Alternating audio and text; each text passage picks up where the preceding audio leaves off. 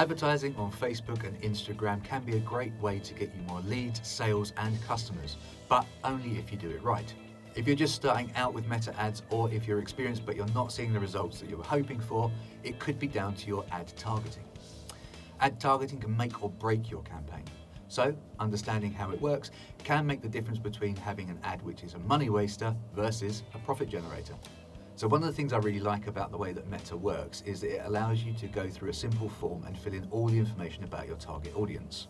We often talk about customer avatars or client profiles, which we use to understand a little bit more about who it is we're trying to talk to in our marketing and advertising. One of the cool things about this system is that by going through the options that Meta offer, you can actually help focus in on your target audience. When you set up your ads, Meta offer a number of things like gender, location and interests. They do this because the more targeted your ads are, the better the results you're going to get. There's no point in trying to sell a saddle to someone who doesn't ride horses, or begin a guitar lesson to someone who already shreds like Slash. Excellent!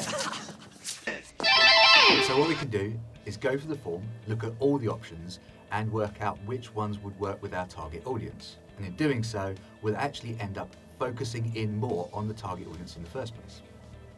An obvious but often overlooked targeting option is country. Narrowing in on this will vary the amount of reach that you get, but it's also massively important if you're sending out physical items in the post. I can't tell you how many times I've looked at someone else's ad campaign to find that they're sending ads to a country that they can't actually serve. You can also go even deeper with geographic targeting, not just a country, but specific areas within it, like towns or cities, or even just a radius from a specific point. If you're advertising to a very specific location, it's a good idea to use that location in your ad copy too. You're more likely to get conversions for an advertisement that says business advisor in London than just business advisor, especially if that's the only area that you're interested in. Language is another obvious but important one. If you can't communicate with each other well, then you're going to struggle to do everything else. Of course, beyond the language itself, it's also really important to understand how to speak to your audience. Younger audiences don't mind using slang, whereas older audiences prefer that you speak properly, like what I do.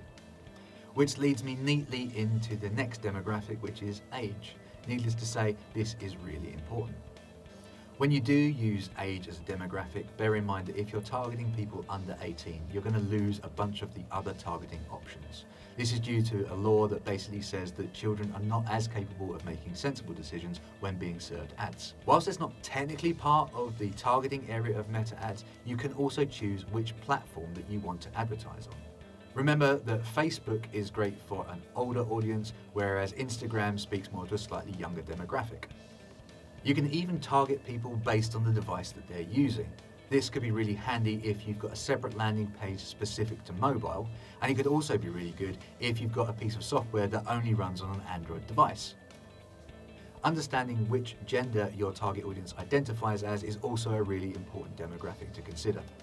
If you're not sure which gender your target audience is, one of the things you can do is split the audience between them. That way you can work out which is working the best and turn the others off.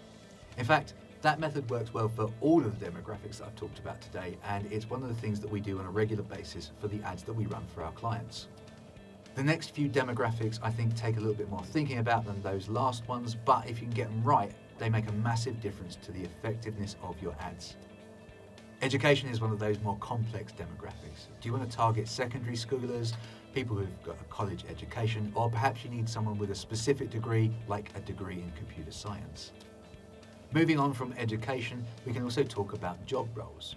If you're in a B2B business, then it's a really good idea to try and target managing directors or some other form of decision makers within the business that you're targeting. Income level is another really interesting demographic. Not only does it make sure that the person you're targeting can afford the product that you're selling, but it also can be combined with other demographics to give us a real insight into exactly who it is that we're talking to. For example, if someone's frequently in London but earning under £30,000, there's a good chance they're probably just commuting to work. If, on the other hand, they're earning over £100,000 a year, then perhaps they have an apartment there. Both of these groups could be really useful for specific ads. If I was selling some sort of on-train entertainment system, then the first group would be best. But if I was selling some trendy furniture, perhaps I'd go with the second group. Getting creative and combining these demographics can generate some surprising results. One of the other demographics that I didn't talk about very much today was interests. Now, interest is a massive demographic and it covers a lot of different subjects. And just like the other demographics, it'll largely depend on what it is you're trying to advertise in the first place as to how useful these will be. But bear in mind that Facebook and Instagram both have interests for various different things, and pretty much everything that you could possibly be interested in is going to be listed on there somehow. So now you understand a little bit more about meta targeting. But here's the bad news. Even though you think you know who your target audience is, as you start to run ads, you'll find that one group of ads outperforms another. And in turn, you should use that information to adapt your target audience. By continually tweaking and improving your ads, you'll not only get a better result out of the ads themselves, but you'll also improve your marketing in general, because you'll understand your target audience that little bit better. By reverse engineering the information that you gather from your meta ads, you can actually work out who you should be targeting with them. And that's going to help you with all of your marketing, not just your ads. A small scale example might be that you find your target audience is a little older than you anticipated. And if that's the case, you just change some of the copy on your website and maybe some of the images so that it resonates better with that target audience. But it can make huge differences to your business. You may look at your target audience and realize that you need to completely rebrand everything you do, or potentially launch a new product that specifically tailors to that target audience. So that's it, meta ad targeting in a nutshell. What you do with that information is up to you. I hope that helped.